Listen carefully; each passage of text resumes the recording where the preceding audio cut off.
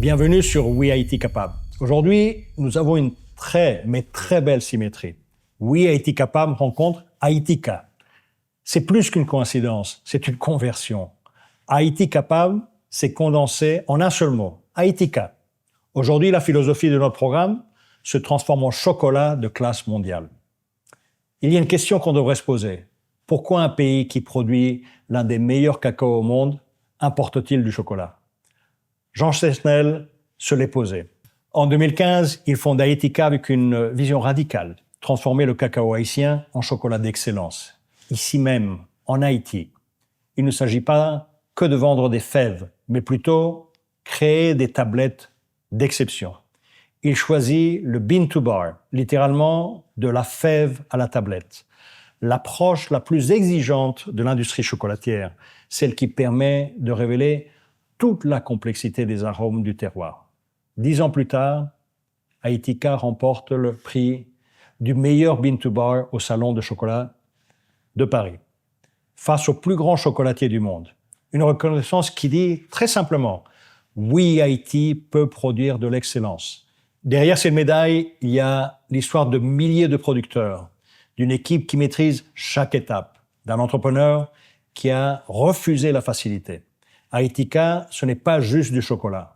C'est la preuve qu'on peut créer de la valeur en Haïti, qu'on peut innover, compétitionner au plus haut niveau, transformer les ressources en fierté nationale. Explorons cette aventure, les techniques, les défis, les innovations, mais surtout la vision qui fait qu'un produit haïtien se retrouve sur les tables des plus grands chefs du monde. Monsieur Jean Chesnel, fondateur et directeur d'ITCA, bienvenue sur nos plateaux. Bon, merci Xavier, merci pour l'invitation.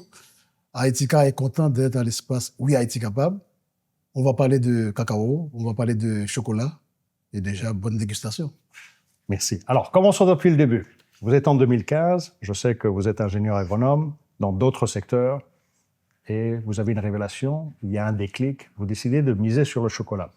Et vous misez sur une approche qui est encore plus complexe pour maîtriser toutes les étapes de la fève jusqu'à la tablette. Cette fameuse approche qui aujourd'hui est celle que vous maîtrisez et pour laquelle vous avez de l'excellence. D'où vient cette impulsion, d'où vient cette créativité, d'où vient cette volonté de passer d'un pari fou à aujourd'hui une réalité qui est très concrète? Alors, il faut dire qu'avant le cacao, j'ai travaillé beaucoup dans des filières agricoles comme le café, le vétiver, la mangue et évidemment le cacao. Avec le cacao, donc, j'ai pas mal voyagé dans des pays d'Amérique latine, d'Amérique centrale. Là, je peux préciser, au niveau mondial, on est vraiment dans le bassin de techniques, de militantisme même dans la filière cacao au niveau mondial. Donc, quand j'ai vu ce qu'ils font avec le cacao, je me suis dit, pourquoi pas Haïti? Parce qu'au fait, on a les mêmes patrimoines génétiques en termes de variétés, de cacao fin et aromatique. Et là-bas, ils mettent le paquet avec une approche technique, une approche de recherche, d'innovation. Je me suis dit, là, je vais répliquer ça en Haïti, mais bien entendu, en y ajoutant la sauce haïtienne, quoi. Donc, j'ai commencé avec le cacao en créant l'entreprise ITCA, comme vous avez dit, qui c'est Oui Haïti. On parle la même langue. Exactement. Le même langage. Oui, nous sommes capables. On est un beau pays, on a un peuple avec une belle histoire, avec beaucoup de ressources. Oui, on peut faire des choses. Et justement, on n'a pas choisi la facilité avec, comme vous dites, l'approche bean to bar. Nous, on est plus que le bean to bar, on va dans le roots to bar. Pour expliquer cette approche-là, en fait, dans le monde du cacao en général, quand on parle il y a deux approches normalement qui dominent. C'est où les entreprises vont acheter les fèves, les grandes entreprises vont acheter les fèves pour faire une masse pour y vendre aux chocolatiers. Et les chocolatiers vont acheter cette masse-là et chacun va y ajouter sa touche et pour dire qu'on va acheter notre chocolat. Depuis environ 25 à 30 ans, il y a une nouvelle approche, le bean to bar, où des petits chocolatiers ou des chocolatiers plus petits vont dire nous allons plutôt acheter la fève et on va le torréfier pour avoir notre propre chocolat. Parce qu'à partir de la torréfaction, on peut, comme ils disent, sublimer les arômes du chocolat, révéler des arômes cachés qu'on ne pourrait pas avoir en achetant une masse déjà toute faite, quoi. Donc c'est ça l'approche. Tous les chocolats de haut de gamme, de bonne qualité, sont fabriqués à partir de l'approche bean to bar. Donc c'est la fève. Allez-y. C'est la fève à la tablette. C'est le Alors, bean to bar. venons aux roots, qui nous Justement, intéressent énormément. nous, Et- les roots, justement, je dirais que c'est une proposition même de Haïtika à l'industrie. Vous avez un modèle totalement différent. Totalement différent. Hein? Totalement différent. On va plus loin. Ce qu'on fait, c'est que nous, on se dit, parce on a constaté qu'on a, avec mes expériences agronomiques et aussi observations en visitant les usines des chocolatiers, on s'est dit que effectivement, le cacao, c'est un arbre, comme tout arbre. Et dans tout arbre, comme c'est la biologie, ça change d'un terroir à l'autre, d'une variété à l'autre, des méthodes de post-récolte à l'autre. Et c'est pour ça que nous, on s'est dit que ce qu'on va faire, c'est que on va commencer par le commencement, comme je dirais. Et on a fait venir des experts en mondiaux, des spécialistes et en français, sud-américains. On va dans les champs, dans les parcelles de plantation, ici, les champs du sud, du sud-est et des NIP, et on va questionner, on va demander aux paysans quels sont les cacaoyers que vous aimez le plus.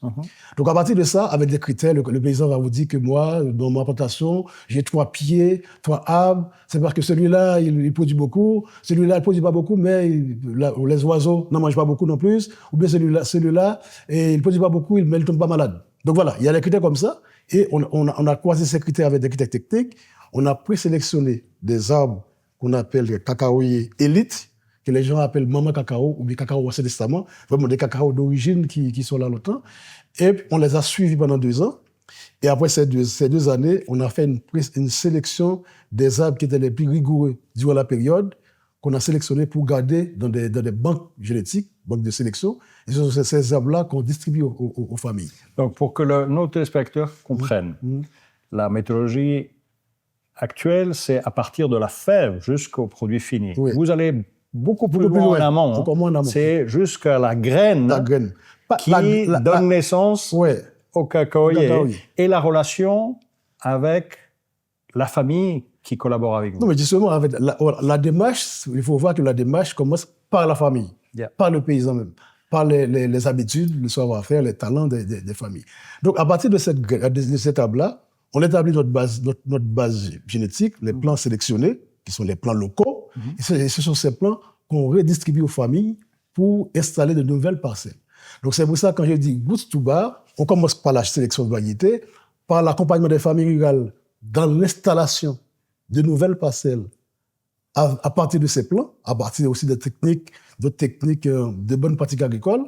Puis, on achète la fève pour faire la fermentation. Après, pour arriver au bean, pour avoir la fève fermentée, séchée. Puis, on va vers la torréfaction, là où commence l'autre étape qui est le bean. OK. Donc restons encore au début. Ouais. Vous me parliez l'autre jour des jardins créoles. Ouais. Et vous me disiez que les jardins créoles sont des garde-manger pour les familles, sont des pharmacies, sont aussi des comptes d'épargne. Ouais. Que joue le rôle du jardin créole? Parce que vous ne produisez pas du cacao avec une culture extensive, mais c'est dans chaque jardin créole, vous avez un cacaoyer ou plusieurs. Et c'est à partir de là, de cette relation avec la famille, que vous puisez vos fèves. Et ça, c'est un modèle qui a une autre relation avec la communauté et qui parle d'une façon différente de l'insertion de votre entreprise dans le tissu économique, le tissu social, au niveau de la communauté. Mais c'est pas moi qui le dis, c'est les paysans qui disent que, le dire. que le jardin cacaoyer, c'est mon compte d'épargne, c'est mon garde-manger et aussi c'est ma pharmacie. Il faut dire historiquement, ça vient même de la période coloniale, au moment de l'esclavage, où on donnait une place à vivre à l'esclave. Et l'esclave, pour pouvoir vivre continuellement au cours de l'année, il plantait dans cette parcelle, dans cet espace-là, beaucoup de cultures. Beaucoup de cultures. Et du coup, nous, c'est toujours dans le cadre de la paysannerie, des jardins en association culturelle, qu'ils appellent jardins créoles. Nous, ce qu'on va faire à Haïtika, on n'invente rien. La seule chose, on va partir de ce savoir-faire paysan pour venir l'améliorer techniquement. Par exemple, on sait que la famille n'a pas beaucoup de terre, c'est une petite portion de terre, en général, 0,30 hectares, demi-hectare. On va dire qu'on va optimiser cet espace-là. On va y introduire le cacao avec des distances de plantation pour que la personne arrive à gérer son espace en exploitant différents étages agroécologiques, il y a des arbres qui vont monter à 2 mètres, d'autres à 3 mètres, d'autres à 5 mètres. Il y a ça dans les étages écologiques, mais il y a aussi le sous-sol où la personne va planter soit l'igname dans les buttes, le manioc, le gingembre. Voilà, c'est une combinaison de cultures. Et la base, c'est le cacao, la culture principale, mais la personne, l'exploitant familial va ajouter, suivant son objectif, la banane, l'igname, le malanga, le manioc, le gingembre, tout ce qui contribue à faire nourrir la famille. Donc ça permet d'avoir une sécurité alimentaire pour la famille, en attendant le cacao, même pendant le cacao, mais aussi d'autres plantes et médicinales qui est utilisé couramment par les familles rurales, quoi. Donc c'est vraiment un système que les gens, j'aime pas bien ce mot, que les gens appellent de résilience, mais c'est vraiment un système qui permet d'avoir une bonne biodiversité et justement qui aujourd'hui représente comme une lutte pour lutter contre le changement climatique, parce que ça permet d'avoir une symbiose entre les plantes, que ce soit au niveau des étages agroécologiques, mais aussi dans le sous-sol, quoi. Vous travaillez avec combien de familles? Parce que c'est un jardin créole, une famille. Pour avoir une production suffisante, vous devez travailler avec beaucoup de familles. Vous travaillez avec combien de familles et comment vous établissez cette relation? Parce que je suppose qu'il y en a plusieurs. Comment vous avez votre connexion, disons, journalière avec une famille pour les convaincre de travailler avec vous et trouver justement cette relation gagnant-gagnant dans votre production, mais aussi d'accompagner les familles dans d'autres réalités. Je sais que vous faites de l'accompagnement technique au-delà de la production de cacao. Ouais. Non, mais pour nous, la famille rurale, c'est reste la base de notre modèle, quoi.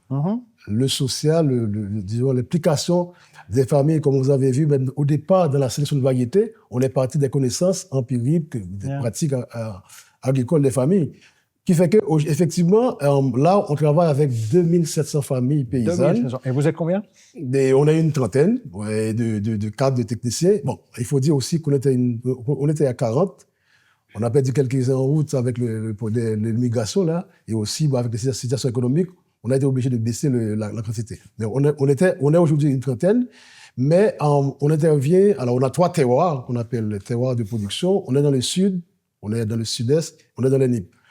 80% de l'activité se trouve dans le sud. Donc, de ces familles-là, il y a vraiment un accompagnement technique dans l'installation des parcelles. Parce qu'il faut dire qu'on a aussi choisi des zones où il y avait dans le temps du cacao, mais qui a un potentiel pour le cacao. Okay. Parce qu'on voulait avoir un modèle, maîtriser le modèle, donc on n'est pas parti dans les zones où il y a beaucoup de cacao. Moi, je suis de la Gondos, on aurait pu commencer à Jérémy, par exemple, ou à Zeno. J'ai parti dans des zones où il y avait le potentiel, où on pourrait vraiment développer un nouveau modèle de jardin créole avec le cacao à partir des plants sélectionnés. Donc, ce qu'on a fait, nous, comme entreprise, on n'a pas les reins, les financiers économiques, quoi. C'est pour ça qu'au départ, on a fait notre jardin modèle, on a montré aux gens. Et là, la première institution, je me souviens, par exemple, Michel Pierre-Louis, Focal, je suis allé faire une présentation à Focal, et Michel m'a dit, Jean-Chanel, combien ça coûte l'hectare? Moi, je vais appuyer une vingtaine de jeunes. Donc, quand Focal a appuyé ces jeunes-là, on a commencé à avoir un modèle pour montrer aux autres. Okay. Et c'est après ça qu'il y a d'autres institutions, des privés ou des bailleurs de fonds, ou même l'État, qui sont arrivés qui me disent, Aitika, nous, on veut appuyer X famille, qui fait qu'à partir de notre modèle technique, et à partir aussi de nos plans sélectionnés, et quand je dis modèle technique, il y a les plans sélectionnés, il y a aussi toutes d'autres innovations techniques qu'on met en place pour gérer la parcelle. Il n'y a pas que les intrants cacaoyers ou cultures fruitières ou forestières. Il y a aussi tout ce qui est biofertilisant, biopesticides, parce qu'on est aussi dans une logique de développement durable. On n'utilise pas d'engrais chimiques. Donc, il faut qu'on apprenne aux familles rurales comment, avec des bonnes pratiques agricoles, comment gérer la parcelle, comment entretenir la parcelle, les tailles, comment gérer les pestes, les maladies, mais avec une approche technique, biologique, adaptée, et aussi où le paysan peut répliquer ça facilement avec les moyens du bord. Donc, c'est une relation de partenariat, c'est pas une relation commerciale que vous avez avec les familles. Et ils y voient beaucoup plus que obtenir un revenu sur la production des fèves. mais il y a un accompagnement qui va au-delà C'est un de cette accompagnement relation. qui va au-delà. Il faut dire, par exemple, les appuis au départ pour l'installation de la parcelle, évidemment, c'est comme c'est coûteux, il est payé par des personnes externes. Mais au-delà de ces appuis-là qui durent 2 ans, nous, on est engagés sur le temps avec les familles. Pour nous, quand je dis Haïtika, c'est plus qu'une entreprise, c'est un mouvement citoyen pour sortir pour créer de la richesse au niveau local. Bon, je ne vais pas dire pour créer de la dignité parce que l'Haïti en général, c'est un peuple fier et digne, mais pour renforcer cette dignité et renforcer cette fierté nationale, quoi. Pour nous, c'est pas une approche.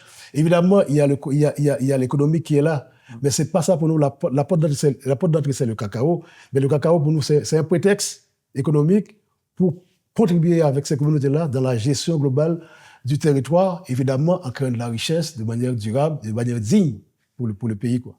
On voudrait passer à une thématique sur le chocolat. Nous sommes tous fascinés par le chocolat. Qui est-ce qui n'aime pas le chocolat? Et en discutant avec vous, j'ai appris les différentes étapes, depuis la fermentation, le séchage, la torréfaction, et on voit que tous ces processus révèlent une certaine alchimie, d'un certain art, d'un certain doigté. Est-ce que vous pouvez nous en dire un peu plus pour qu'on comprenne un peu que le produit fini est en réalité séquencé d'une façon qui est propre à chaque producteur, qui va depuis le terroir, comme vous le disiez, jusqu'au produit fini. Quelles sont les recettes un peu que vous avez et qui font le succès de votre produit? Bon, nous, ce qu'on fait dans Haïtika, évidemment, pour répondre rapidement à la question, c'est que, évidemment, la qualité du cacao ou de la mangue ou du café, il y a la variété, déjà. Pour avoir un bon chocolat, il faut avoir une bonne variété de cacao. Yeah. Mais ça, c'est pas une fin en soi. Hein. Et quelle est la variété haïtienne, pour dire? En Haïti, on a fait dans les recherches qu'on a faites là, avec des centres de recherche, on a trouvé qu'il y a une dizaine de groupes de variétés. Okay. Une dizaine de groupes de variétés. Donc, il y a beaucoup de cultivars. Moi, par exemple, dans ma banque de génétique, on a 98 cultivars de cacao. Cela pourrait dire qu'on pourrait avoir 98 arômes de cacao différents, bien en se référant aux variétés.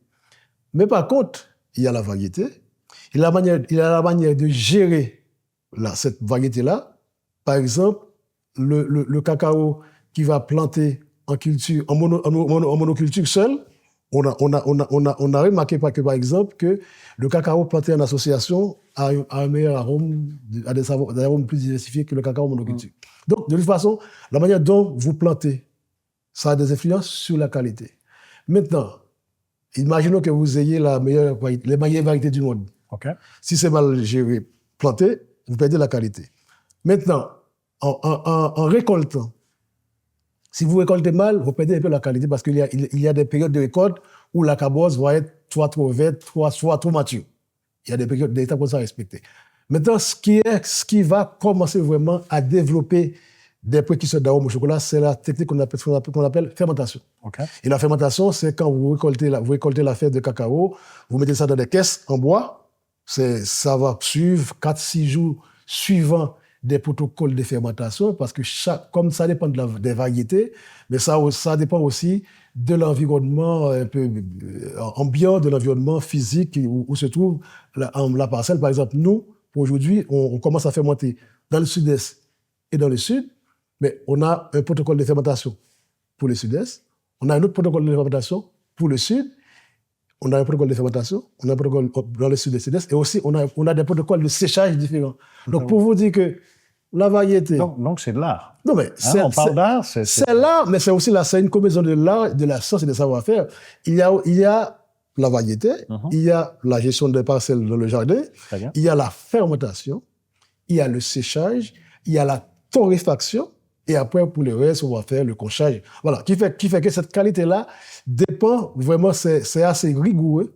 Et nous, c'est ce qu'on fait au niveau d'Haïtika, c'est que à chaque étape, on a cette rigueur scientifique, cette rigueur technique, et aussi, quand on arrive dans la partie transformation chocolat, évidemment, il y a la rigueur technique, il y a la rigueur scientifique, mais on mélange ça avec le savoir-faire haïtien, toutes les méthodes anciennes des grands-parents pour le chocolat, quoi. Ça va être vraiment une combinaison, comme vous dites, de la technique, de la science, de l'art, du savoir-faire haïtien et puis tout ce qui nous appartient comme héritage. Mais il y a quelque chose qui est, à mon avis, très puissant. Vous êtes en train de dire qu'avec de la rigueur et le savoir-faire que vous accompagnez, mais il y a un modèle de développement haïtien à partir d'un savoir-faire local, de tradition, de l'accompagnement de la communauté au niveau local, qui permet de positionner aujourd'hui des produits haïtiens au plus haut niveau, au niveau international. Est-ce qu'il y a quelque chose de nouveau là? Et ça va un peu en contre à certains modèles qu'on pense justement culture extensive, productivité, mais vous avez un modèle qui est authentique et qui joue sur la distinction.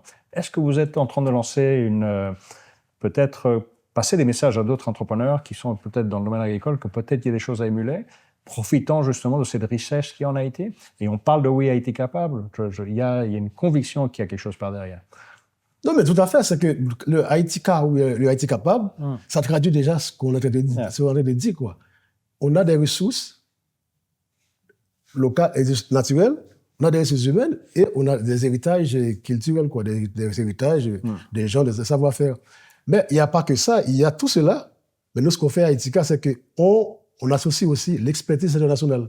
Parce que nous, on associe la science, les experts locaux, mais aussi, par exemple, aujourd'hui, si vous allez à Haïtika, ce qu'on fait comme cacao, les techniques de production, on applique les standards internationaux en Haïti, évidemment qu'on adapte à notre sauce locale. Pour le chocolat, c'est la même chose. Nous, on travaille avec les Belges, les Français. Pour le chocolat, en y ajoutant évidemment nos savoir-faire locaux. Qui fait que pour moi, c'est cette combinaison de techniques, de sciences, d'engagement citoyen, de nos savoir-faire, de nos talents, et aussi association avec la contribution de l'expertise internationale, parce qu'on est aussi dans un domaine connu au niveau mondial. C'est pour ça que nous, on a... Alors là, vous avez dit tout à l'heure qu'on a gagné ce nouveau prix là à Paris, mais pour vous rappeler, par exemple, aujourd'hui, on a commencé à faire du chocolat en 2022. Ça nous fait déjà 9 distinctions internationales. Imaginez-vous. Que ce soit à Amsterdam, que ce soit à New York, que ce soit en France, on a déjà obtenu 9 distinctions internationales pour des chocolats fabriqués en Haïti. Quand je dis Haïti, c'est pas Port-au-Prince, c'est Campéret. Et Campéret, c'est l'autre bord de la ravine, dans un endroit reculé. Donc c'est pour dire que pour nous, c'est... Je ne sais pas si on est en train de créer un autre modèle, mais sauf qu'on se dit... Certainement une inspiration. C'est une inspiration, parce que pour nous, effectivement, il ne faut pas chercher midi à 14 heures, que la richesse est là.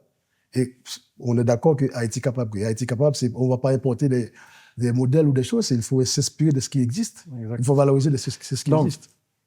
Vous travaillez avec 2700 familles. Je suppose qu'en moyenne, une famille, c'est 5-6 personnes?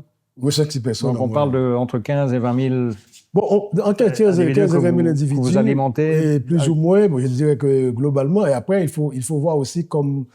Il y a indirectement d'autres personnes qui bénéficient de... Il faut dire, par exemple, aujourd'hui, notre modèle technique, il n'y a que le modèle technique, et pour le cacao, donc on développe dans le cacao, il y a les gens qui le répliquent dans le café ou dans d'autres cultures, parce que ça reste quand même l'agriculture. La manière de gérer les bonnes pratiques agricoles pour le cacao, elles peuvent être répliquées pour le café, pour d'autres cultures, quoi. Il y a ça.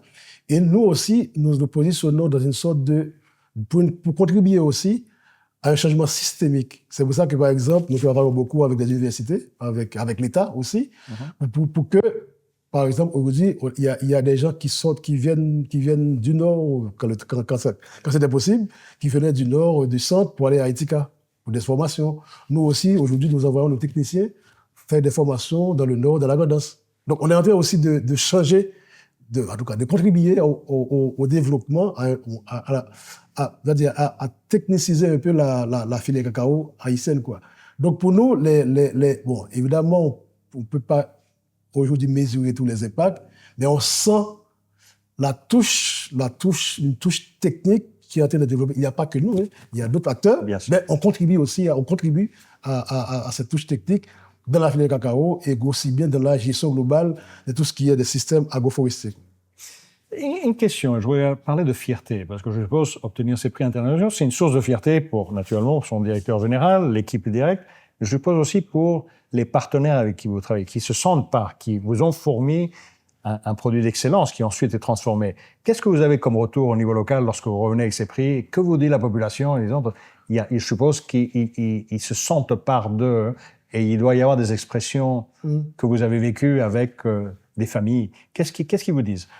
Moi, je pense que, déjà, comme on s'est dit, on s'est engagé dans un combat de renforcement de la dignité, de fierté. Et avant même de parler du prix, il faut dire que nous travaillons avec des familles rurales. Moi, je suis paysan là-bas, je viens de milieu rural, je connais même, quand on dit ici quelqu'un, on fait de l'agriculture, c'est pas trop bien vu. Déjà, il y a des gens qui t'appellent agricole. Agricole, c'est comme une insulte pour les gens. Nous, ce qu'on fait, par exemple, on est arrivé quand même au niveau local à avoir par exemple, quand on parle de 2700 familles paysannes, 2700 agriculteurs et agricultrices, il y a des gens qui ne savent pas lire, il y a des étudiants, il y a des agronomes qui aussi font partie de ces familles-là. On arrive aujourd'hui à combiner, à mettre ensemble des gens de différents, même des niveaux d'éducation. Mais chaque 2 ans, par exemple, chaque année, parce que ça fait 2 ans qu'on n'a pas fait ce concours, on organise un concours qu'on appelle concours meilleur jardin créole. Okay. On met en compétition les gens. Intéressant. Et on distingue, il y a des distinctions pour une quinzaine de familles.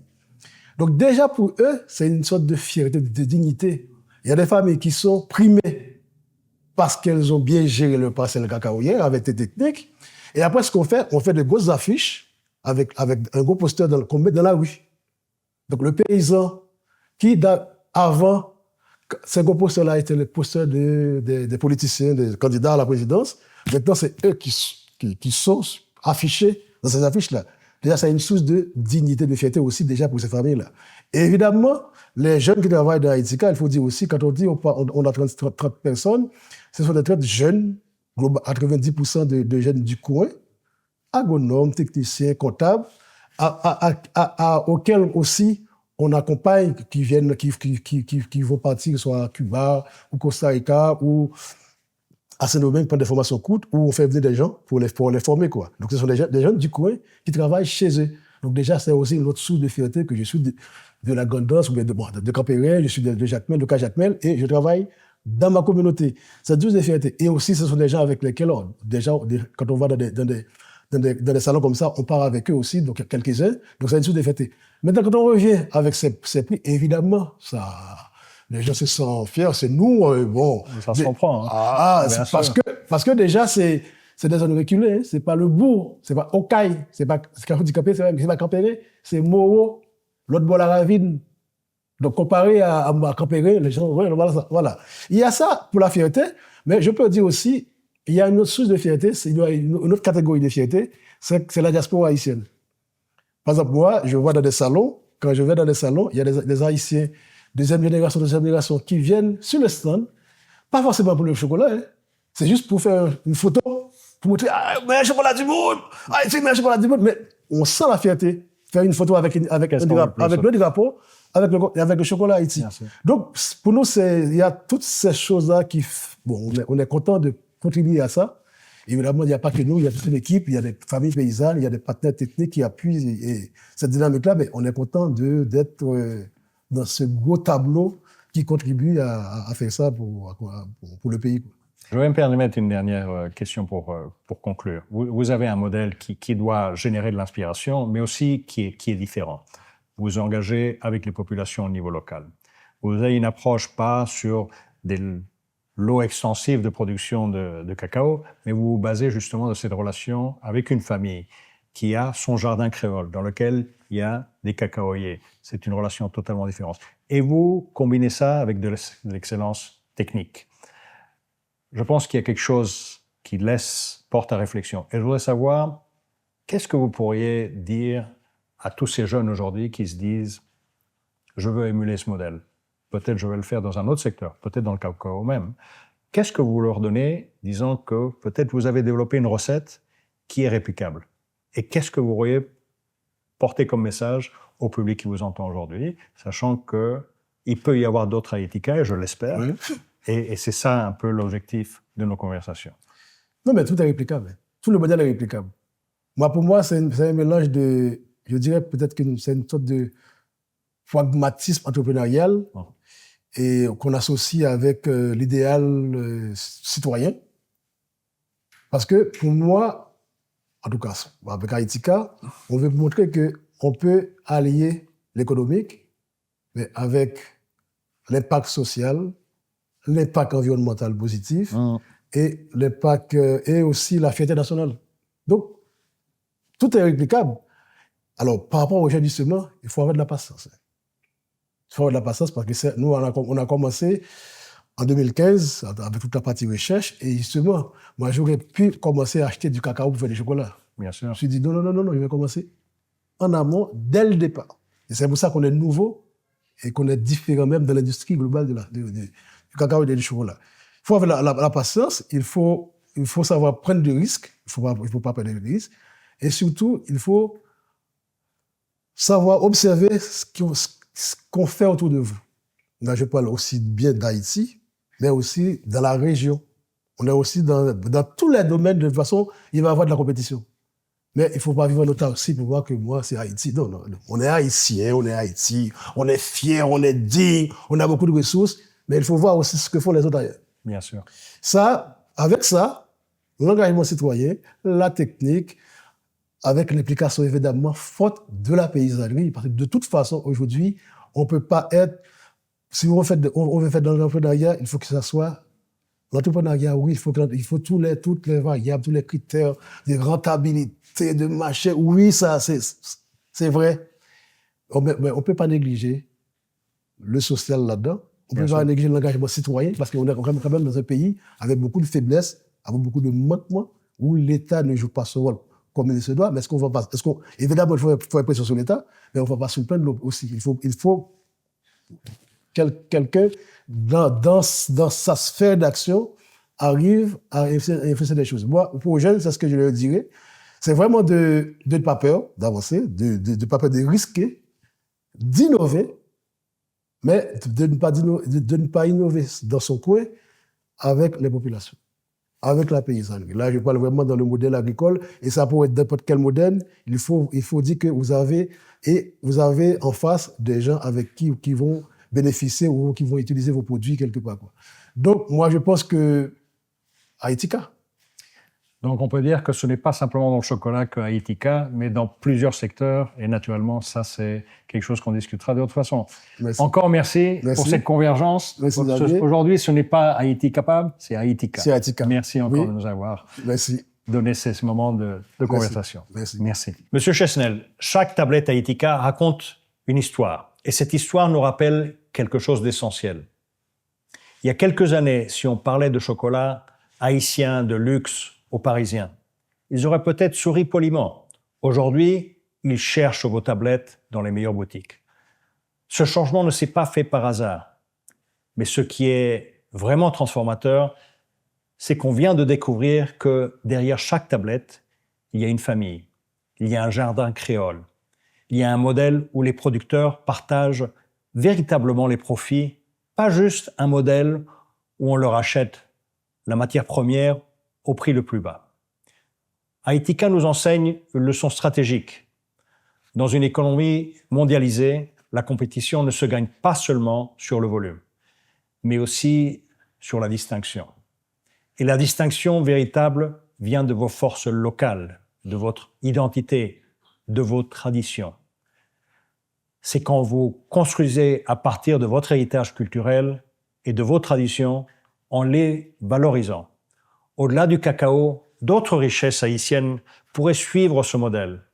Le moringa, les textiles, les huiles essentielles, l'art et la culture, la peinture, l'écriture, la sculpture en métal de Noailles, le tourisme expérientiel, naturellement le rhum artisanal premium. Je ne cite là que quelques exemples.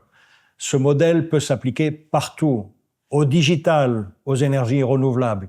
Et remarquons-le, l'agriculture et les industries créatives, l'art, la culture peuvent aussi se connecter à la technologie pour créer des synergies nouvelles, à tous les secteurs où il y a du talent et des ressources. Donc, un message à vous les entrepreneurs. Dans quel secteur allez-vous créer le prochain Haïtika? À vous les consommateurs, quelle économie soutenez-vous par vos choix? À vous les jeunes, ne cherchez pas les portes déjà ouvertes. Créez-les. Les opportunités les plus grandes sont celles que vous allez inventer à partir de ce que vous avez. C'est ce que Jean Chenel construit. C'est une preuve de concept, un modèle de développement alternatif. La démonstration qu'avec vision, technique et persévérance, on peut créer de la valeur localement, en renforçant les communautés, les familles, les entrepreneurs, les acteurs locaux, tous ceux qui font vivre le territoire. Aujourd'hui, les marchés mondiaux sont ouverts aux produits d'exception. Aetika l'a prouvé. D'autres peuvent le prouver. Oui, Haïti capable. Pas comme un espoir, comme une réalité en construction, une tablette à la fois. Nous vous donnons rendez-vous aux prochains épisodes. Merci de votre fidélité et à très bientôt.